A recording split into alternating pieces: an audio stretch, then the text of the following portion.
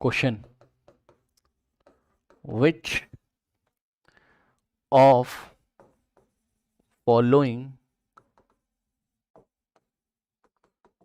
species is changing its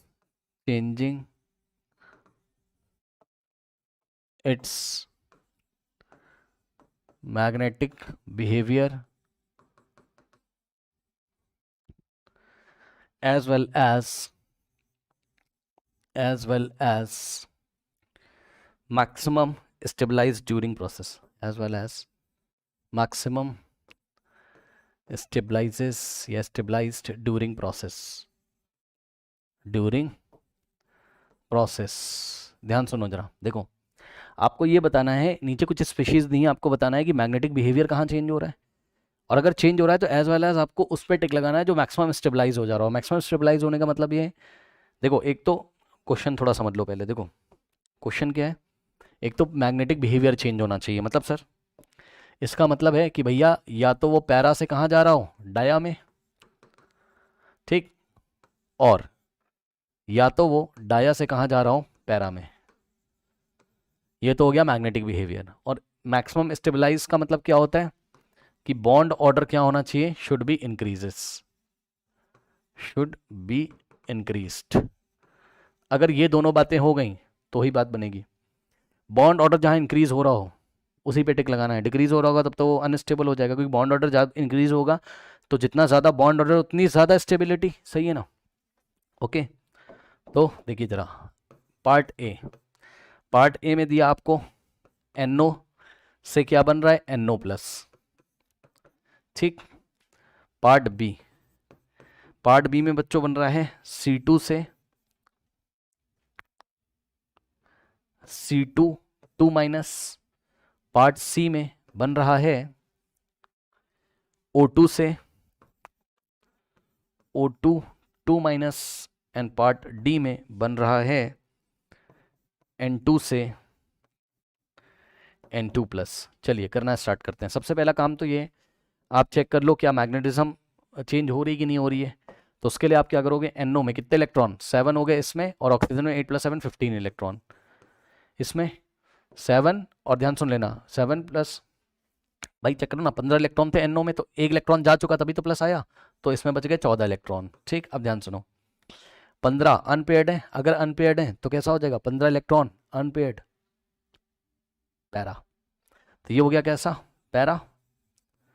और यहाँ पे देखिए पेयरिंग है तो ये हो गया डाई, भाई इवन इलेक्ट्रॉन्स है ना तो पेयरिंग हो जाएगी, अभी लिखवाया था पीछे, इवन इलेक्ट्रॉन है तो पेयरिंग हो जाएंगी, केवल किसको छोड़ के, 10 और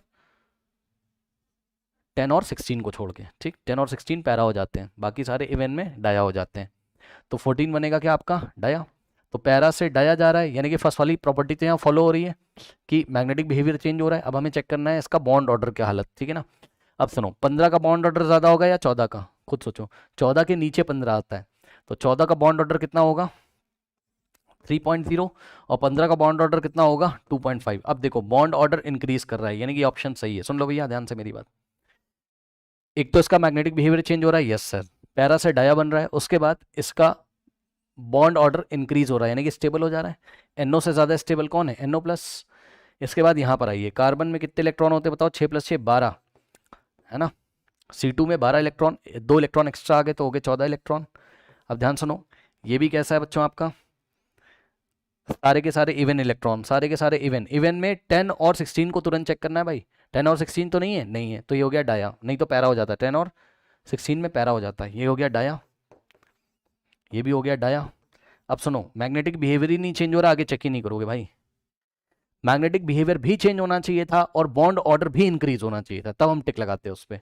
यहाँ मैग्नेटिक बिहेवियर ही नहीं चेंज हुआ, वो भी डाया है, ये भी डाया, डाया से पैरा या पैरा से डाया नहीं हुआ है, डाया डाया दोनों है, ओके, दोनों डाया मैग्नेटिक है। नाउ यहाँ पे चेक करिए, ऑक्सीजन में 16 और इसमें 2 इलेक्ट्रॉन एक्स्ट्रा आ गए 18, ठीक। अब ये आपका पैरा है और ये आपका देखो 16 है, इवन है, oxygen dia, oxygen paramagnetic होता है यार, और 2 इलेक्ट्रॉन एक्स्ट्रा आ गए, इवन है तो ये डाया हो गया, पैरा से डाया हो रहा है, कोई दिक्कत नहीं। अब बॉन्ड ऑर्डर चेक कर लो, बॉन्ड ऑर्डर किसका ज़्यादा, जिसमें इलेक्ट्रॉन कम, तो इसका बॉन्ड ऑर्डर ज़्यादा होगा, कितना होगा, 16 का कितना होता है चेक कर लो, 16 18 का, 16 का 2.0, 18 का 1.0,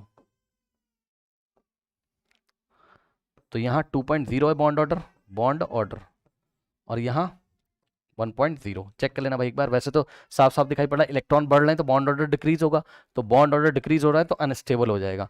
बॉन्ड ऑर्डर इंक्रीज होना चाहिए था तब स्टेबल हो जाता, तो ये कहाँ जा रहा है, अनस्टेबल हो जा रहा है, अनस्टेबल, क्योंकि bond order decreases, bond order decrease कर रहा है इसलिए अनस्टेबल हो जाएगा। इसको नहीं लेंगे, यहाँ पर आओ। नाइट्रोजन में 14 इलेक्ट्रॉन, एक चला गया, कितने बच गए, 13 इलेक्ट्रॉन, 14, और एक इलेक्ट्रॉन जा चुका तो 13। अब चेक करो, ये हो जाएगा डाया क्योंकि पेयर्ड इलेक्ट्रॉन है, यहाँ पे अनपेयर्ड इलेक्ट्रॉन हो जाएंगे क्योंकि ऑड है ना भाई, ऑड है ना, ऑड हो तो हो जाएगा, तो कैसा हो जाएगा, पैरा। अनपेयर्ड इलेक्ट्रॉन हो जाएंगे तो ये हो जाएगा पैरा, ठीक। इवन में डाया, ऑड में पैरा, ठीक। तो मैग्नेटिक बिहेवियर तो चेंज हो रहा है। बॉन्ड ऑर्डर चेक कर लेते हैं। तो बॉन्ड ऑर्डर बच्चों, नंबर ऑफ इलेक्ट्रॉन देखो डिक्रीज कर रहे हैं, तो बॉन्ड ऑर्डर क्या हो जाएगा यहाँ, बॉन्ड ऑर्डर क्या हो जाएगा यहाँ, आप 14 से दूर जाते हो तो बॉन्ड ऑर्डर डिक्रीज होता है ना, दोनों डायरेक्शंस में। चेक कर लो, 14 से चाहे बढ़ते जाओ और 14 इलेक्ट्रॉन से चाहे इंक्रीज करते जाओ तब भी बॉन्ड ऑर्डर डिक्रीज करेगा, 14 इलेक्ट्रॉन से चाहे डिक्रीज करते जाओ तब भी बॉन्ड ऑर्डर डिक्रीज करेगा। 14 से 13 में जाओगे बॉन्ड ऑर्डर 3 से 2.5 हो जाएगा, यानी कि बॉन्ड ऑर्डर डिक्रीज कर जाएगा। तो यहाँ बॉन्ड ऑर्डर कितना है, 3.0, और यहाँ बॉन्ड ऑर्डर कितना है, 2.5। तो मैग्नेटिक बिहेवियर तो चेंज हो रहा है, डाया से पैरा जा रहा है, लेकिन यहाँ पर बॉन्ड ऑर्डर क्या हो रहा है, डिक्रीजेस, बीओ डिक्रीजेस, ऊपर वाला रीजन हो जाएगा। तो बॉन्ड ऑर्डर डिक्रीज तो अनस्टेबल हो जा रहा है, तो ये भी हम ले नहीं सकते हैं। तो only option is the correct option, only option is the correct option, ठीक है।